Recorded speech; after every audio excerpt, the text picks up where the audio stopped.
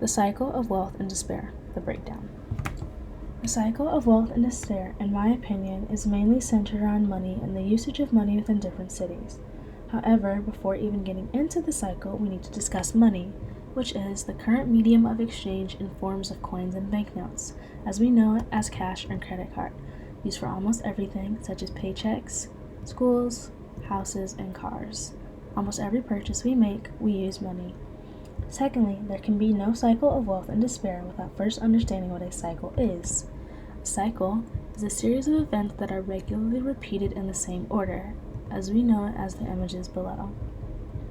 Now that you have the layman's terms of what both money and cycles are, the topic of wealth and despair, in my opinion, is how that money is handled within different cities, mainly between inner cities and suburban areas. So what's the difference? An inner city is the area near the center of a city, especially when associated with social and economic distress and problems.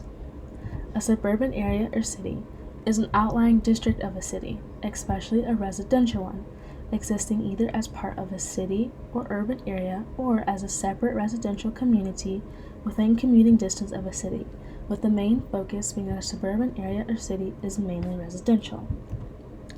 So what's the big deal? Money is used to make big purchases all of the time, mainly adults spending the most money on house payments such as mortgage or rent, taxes, and bills, with money going to other essential things such as car payments, groceries, and clothing, the biggest one being taxes. Taxes are a compulsory contribution to state revenue, levied by the government on workers' income and business profits, or added to the cost of some goods, services, and transactions. You may recognize some such as sales tax and property tax being one of most importance.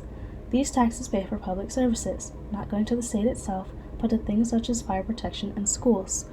Property taxes are a monthly bill and are a small percentage of an entire home value.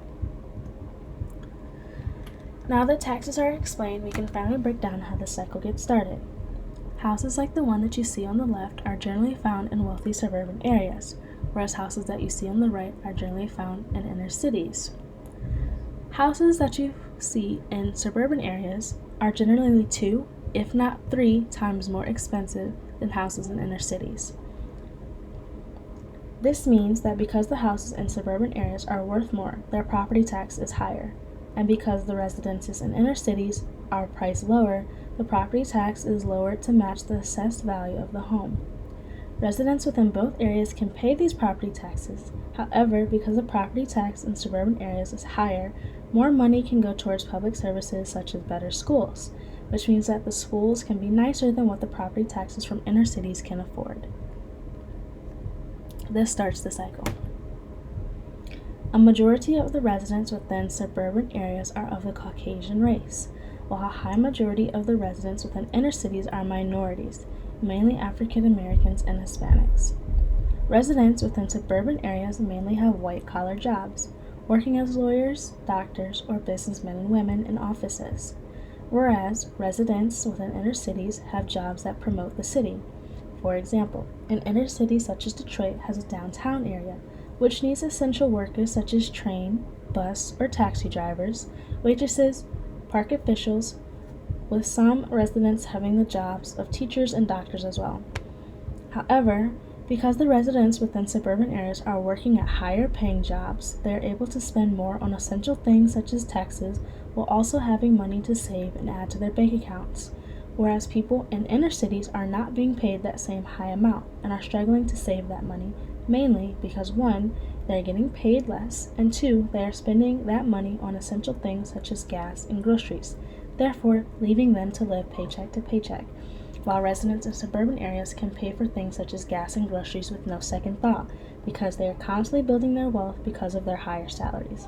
This explains the cycle of both wealth and despair. So what's the breakdown? The rich keep getting richer, mainly because they have the financial tools to do so, because they are being paid higher wages and salaries. While the poor are not seeing their finances increase, they do not have anyone to teach them these financial tools, and they have a low abundance of white-collar jobs, meaning that they are being paid lower and are not able to contribute to their savings. So what are the solutions? Education. Not saying that every city needs financial advisors, but people should be aware of different ways to save money, as well as create more money for themselves. Equality. There should be no reason that some of the same jobs are not available in each city, or that salaries cannot be raised. Increased opportunity. More job openings available with on-site training and no prejudice. These certain things would allow for this cycle to start to break. Residents in inner cities would want to be able to save money from each paycheck and see growth in their finances, and if the opportunity was made available, then that would be possible.